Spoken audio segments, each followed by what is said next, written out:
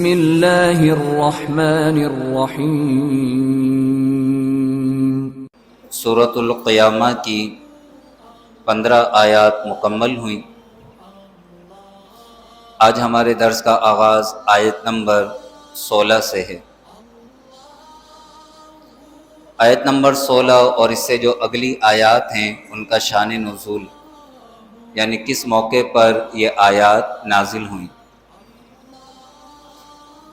حضور علیہ السلام اللہ کے کلام کا بڑی شدت کے ساتھ انتظار فرماتے کہ کب جبریل امین اللہ کا یہ کلام لے کر میرے پاس آئیں گے، کیونکہ یہ کلام اللہ کا کلام ہے اور یہ اس دنیا کا نہیں ہے۔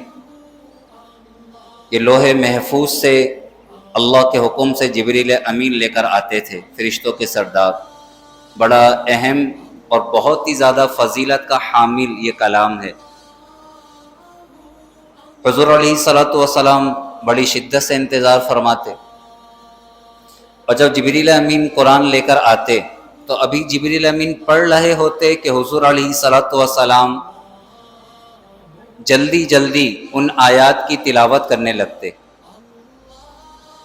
اور دیکھنے والوں کو معلوم چل جاتا تھا کہ حضور علیہ السلام جو اپنی زبان کو جلدی جلدی حرکت دے رہے ہیں، اپنے ہونٹوں کو ہلا رہے ہیں، اس سے آپ کو تکلیف ہو رہی ہے۔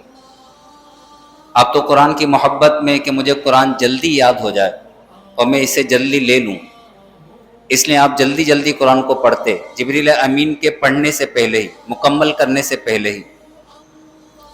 تو اللہ تبارک و تعالی نے ان آیات کا نزول فرمایا، اور ان میں یہ ارشاد فرمایا گیا کہ اے حبیب، آپ اپنی زبان کو جلدی جلدی حرکت نہ دیں، آپ اس مشقت میں نہ پڑھیں۔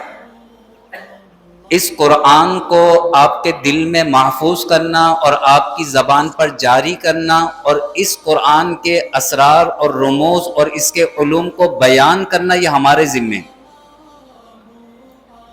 اس کے اسرار و رموز، اس کے معانی بیان کرنا، اسے محفوظ کرنا، اسے آپ کی زبان پر جاری کرنا، یہ ہمارے ذمہ ہے۔ بس جب قرآن کا نزول ہو تو آپ اسے سماعت کریں۔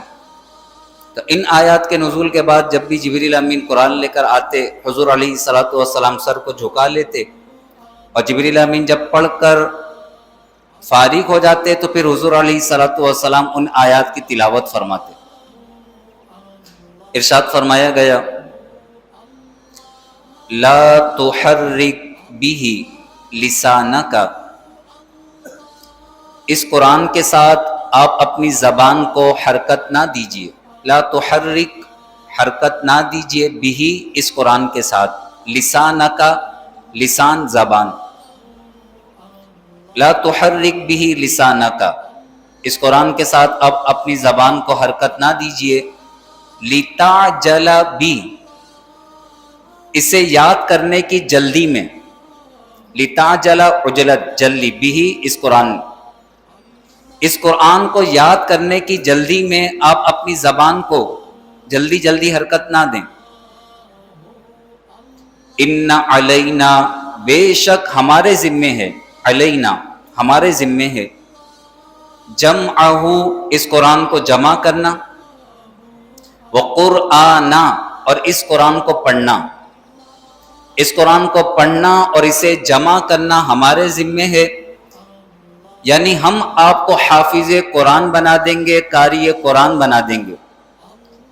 اور نہ صرف آپ حافظ قرآن ہیں، قاری قرآن ہیں، بلکہ اللہ تبارک و تعالی نے آپ کو قرآن کے وہ علوم عطا فرمائے جو کسی اور کو عطا نہیں کیے گئے۔ فَإِذَا قَرَأْنَاهُ، تو جب ہم اسے پڑھ لیں۔ اب دیکھیں پڑھنے والے کون تھے؟ جبریل امین، لیکن اللہ فرماتا ہے فَإِذَا قَرَأْنَاهُ، تو جب ہم اسے پڑھ لیں، تو یہ مجازی نسبت ہے۔ حقیقی طور پر تو قرآن اللہ کا کلام ہے، جبریل امین واسطہ ہیں۔ حضور علیہ السلام کو قرآن سکھانے والا، قرآن پڑھانے والا وہ اللہ رب العالمین ہے، جبریل امین صرف واسطہ ہیں۔ اللہ فرماتا ہے فَإِذَا قَرَأْنَاهُ، تو جب ہم اس قرآن کو پڑھ لیں، فَاتَّبِعْ قُرْآنَ، تو آپ اس پڑھے ہوئے کی پیروی کیجئے، یعنی اس کے پڑھنے کے بعد پھر آپ اس کی پیروی کریں، آپ پڑھیے اور عمل کیجئے۔ ثم، پھر، یعنی جب جبریل امین آپ پر قرآن کی آیات لے آئیں گے اور آپ ان قرآن کی آیات کو پڑھ لیں گے، پڑھنے کے بعد پھر ان علینا بیانا، بے شک ہمارے ذمے ہے اس کو بیان کرنا۔ اور بیان سے مراد کیا ہے؟ جبریل امین تو بیان کر چکے، تلاوت کر چکے، بیان سے مراد کیا ہے؟ قرآن کے اسرار، قرآن کے رموز، قرآن کی باریکیوں کو بیان کرنا ہمارے ذمے۔ تو ایسا ہوا بہت سی مرتبہ کہ جبریل امین آیات لے کر آئے، لیکن اس کے اسرار، اس کی باریکیاں جبریل امین بھی نہیں جانتے۔ اللہ تبارک و تعالی نے وہ علوم ڈائریکٹ اپنے حبیب کو عطا فرمائے، اور پھر حضور علیہ الصلوۃ والسلام کی نظر کرم سے حضور کے امتیوں میں سے جس کو جس قدر حضور سے فیض ملا قرآن کا، اتنا ہی علم اس نے پایا۔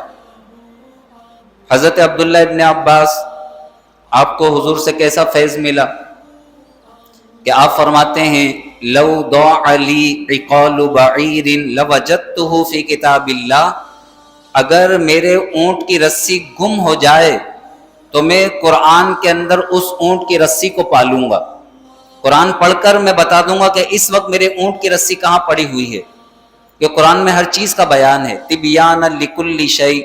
لیکن انسان کی اپنی اپنی عقل ہے، ہر انسان اپنی عقل کے مطابق قرآن سے علم حاصل کرتا ہے۔ یہ قرآن اللہ کے علوم میں سے ایک علم ہے، اللہ کے علوم میں سے ایک علم ہے، علم الہی۔ تو انسان جس قدر قرآن کے قریب آتا ہے اس سے بڑھ کر قرآن اس کے دل میں اتر جاتا ہے۔ تو انسان پر لازم و ضروری ہے کہ قرآن کو اہمیت دے، قرآن کو پڑھے، قرآن کو سمجھے، قرآن پر عمل کرے۔ اللہ رب العالمین نے ارشاد فرمایا لا تحرک به لسانک لتعجل به، اس قرآن کو جلدی یاد کرنے کے لیے آپ اپنی زبان کو حرکت مت دیجیے۔ ان علینا جمعہ وقرآنا، بے شک اسے جمع کرنا اور اسے پڑھنا ہمارے ذمے ہے۔ فَإِذَا قَرَأْنَاهُ، تو جب ہم اسے پڑھ لیں، فَاتَّبِعْ قُرْآنَ، تو اس پڑھے ہوئے کی آپ پیروی کیجئے۔ ثم، پھر ان علینا بیانا، بے شک اس کو بیان کرنا ہمارے ذمے ہے، اس کی باریکیاں، اس کے علوم بیان کرنا یہ ہمارے ذمے ہے۔ اللہ تبارک و تعالی ان آیات کا نور ہمارے سینوں میں داخل فرمائے، ہمیں روزانہ تلاوت قرآن کرنے کی سعادت عطا فرمائے۔ تلاوت کی اپنی برکتیں ہیں اور سمجھنے کی اپنی برکتیں ہیں، سمجھ کر انسان پڑھے تو اس کی خاص برکتیں ہیں۔ اور قرآن کی آیت کا یہ ابھی بھی معجزہ ہے کہ انسان ایک آیت کو ایک مرتبہ پڑھ لے اور سمجھ بھی لے، لیکن سمجھنے کے بعد اسی آیت کو جب وہ دوبارہ پڑھتا ہے تو بہت ساری باتیں وہ آیت خود سکھاتی ہے، یعنی اس کے علوم ختم نہیں ہوں گے، اس کے علوم ختم نہیں ہوں گے۔ انسان ایک آیت کو بار بار پڑھے، بار بار سمجھے تو ہر بار اس کے علم میں اضافہ ہوگا۔ ایسا نہیں کہ قرآن کا علم محدود ہو گیا، ایک مرتبہ انسان نے سمجھ لیا تو بس ختم ہو گیا، نہیں۔ قرآن سمندر ہے، سمندر، اس سے جو جتنا علم حاصل کرنا چاہے علم لے سکتا ہے۔ اللہ تبارک و تعالی مجھے بھی آپ کو بھی مکمل قرآن سیکھ کر سمجھ کر عمل کی توفیق نصیب فرمائے، آمین۔ وآخر دعوانا ان الحمد للہ رب العالمین، وصلی اللہ تعالی علی خیر خلقہ ونور عرشہ سیدنا و مولانا محمد وعلی آلہ واصحابہ اجمعین، آمین برحمتک یا ارحم الراحمین۔